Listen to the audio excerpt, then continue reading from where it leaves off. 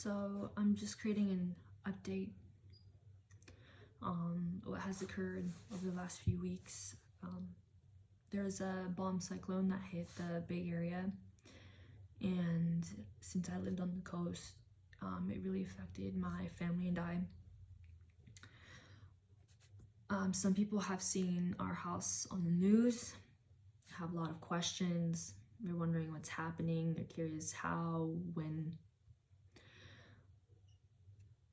Well, the night of this bomb cyclone, the winds were very strong that night, and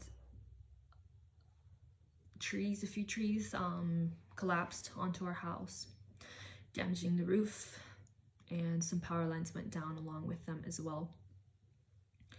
One of the trees ended up falling upon one of our cars, and we've had to evacuate. That night, it was quite intense. We were staying at my dad's auto shop because there wasn't any power. There was no sewage not working properly in the town. There was no phone, no cell service, so it was really hard getting in touch with relatives and asking where everyone was at. Yeah, very strong winds, flooding, and that flooding is what caused the sewage to clog up, especially in the Bay Area. I'm not going to go too in depth into what happened that night. All I can say is that it was intense. We ended up going back to the house to go see how it was, and my sister, older sister, saw that there had been a crash. Among the trees had crashed upon the house, and we were looking for our cats. We only found 2. We're missing Smokey, and we ended up finding him the next day, and it was quite interesting. We had called the fire department. My older sister was very concerned that the police officers didn't call the fire department in the first place. They just blocked off the road, but it really made it hard for us to get into our house, with the tree blocking our entryways, and it was a lot of anxiety.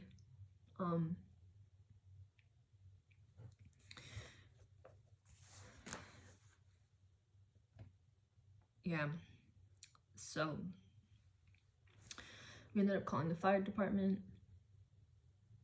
and we were just making sure that the power was cut out. On the newspaper, my family and I were featured in.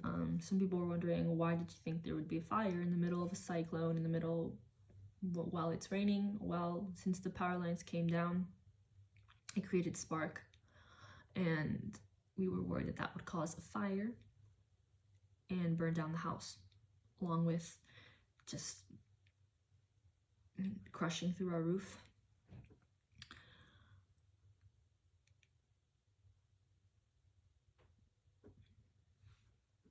So yeah, so my family and I, we had to evacuate. We stayed in a storage room that week until we were able to get a motel and use its facilities. Only half of my family ended up staying in the motel, so I actually stayed back here, and only half of my family stayed in the motel. And the reason why, well, there's only 2 beds, and we were worried about our pets. We had to take care of them, so my sister and I stayed over to make sure that the cats would be okay, taken care of.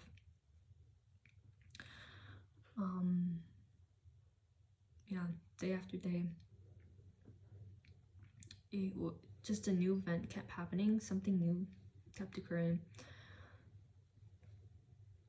We were able to get our belongings.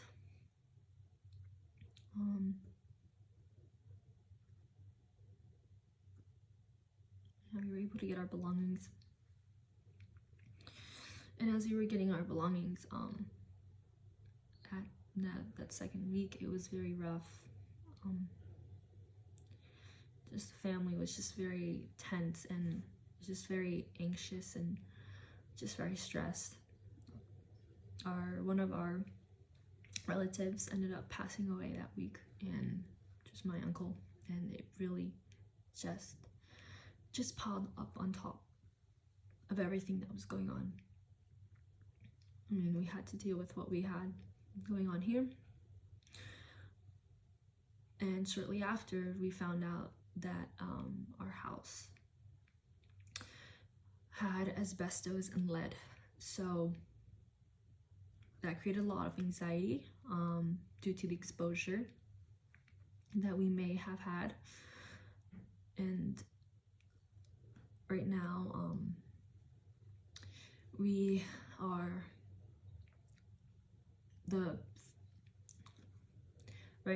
the renovating process and the construction process of the house, the repairing of the house, the repairing process of the house. We are adding that along with the repairs, removing the asbestos and lead that is present, along with getting a new roof and perhaps repairing some of the walls and ceilings. And that same week, we got robbed. Got robbed in the storage room. We lost some of our items. We realized were robbed. We just discovered which ones were missing. We saw one person trying to rob us. We caught them. However, we're still missing some of our other items. And shortly after, about like a day later, there was a shooting that took place in town. Now, fortunately, my family and I were not present during the shooting, but it just created a lot of anxiety on top of everything else going on in the town. It was a lot of fear was just present in the air, and it was hard to drive outside at night, just thinking about what had happened. There are people that I've known who are very, very devastated about what had happened.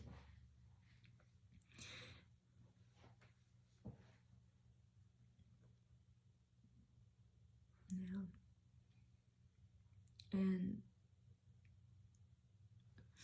And during that event, a lot was exposed on the sense of the workers' conditions of the shooting that took place in Half Moon Bay, took place in the mushroom farm, and one of the employees had shot his co-workers, and 7 were dead, and one of them was injured.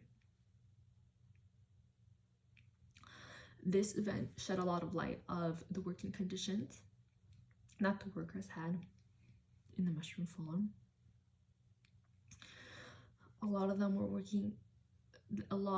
employees that were working in the mushroom farm actually lived in the mushroom farm, and the living conditions were not ideal and were not adequate enough for them to live a sustainable, healthy life. And the reason why I am sharing this, well, I know I'm not alone. I know there are so many other people who probably are going through the same thing, and actually encountered a woman who,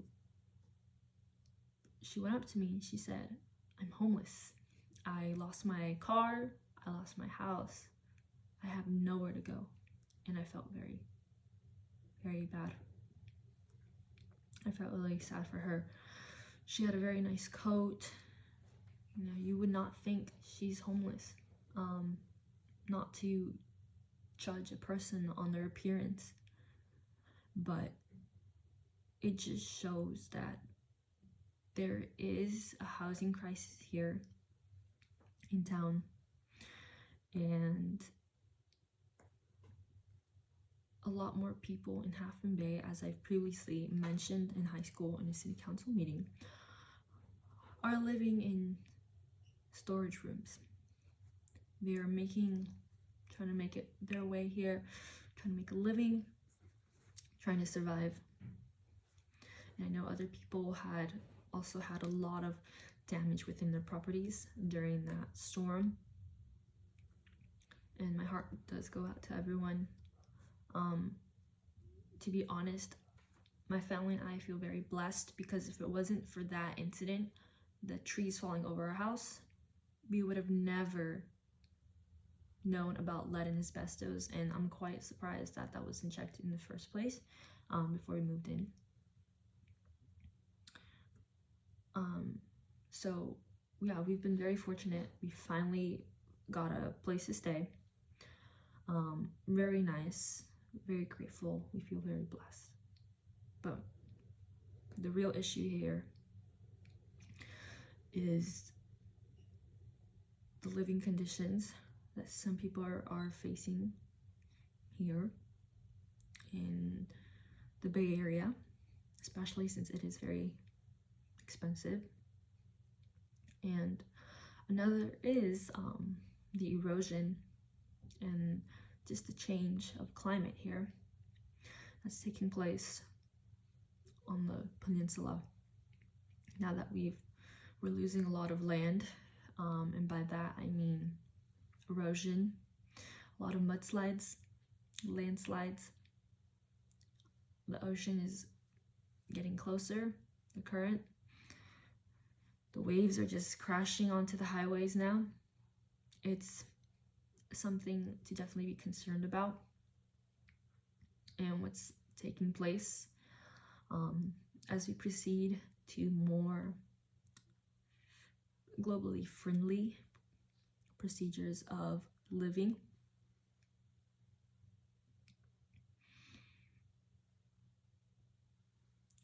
Right now, I know there's been a load of a wave of people reaching out, and I just want to say thank you for your support and for your offer of assistance. I really appreciate that. I know there have been questions as to what happened to me regarding being in Los Angeles and why am I here in the Bay at this time. I decided to stay here at the Bay. What I thought would be a 2-week vacation to see my family ended up being more than that, almost 2 months. And I'm here to support my family and be present. And once things are a little bit easier for everyone, I'll be heading back to my internship and proceeding to school as usual. And right now, I am taking the time to just help out my community as much as I can, and not only that, as well as helping my family. But I think it is important that we highlight these living conditions, whether they are planetary climate shifts and changes, as well as economically unstable living conditions that we have, and impacts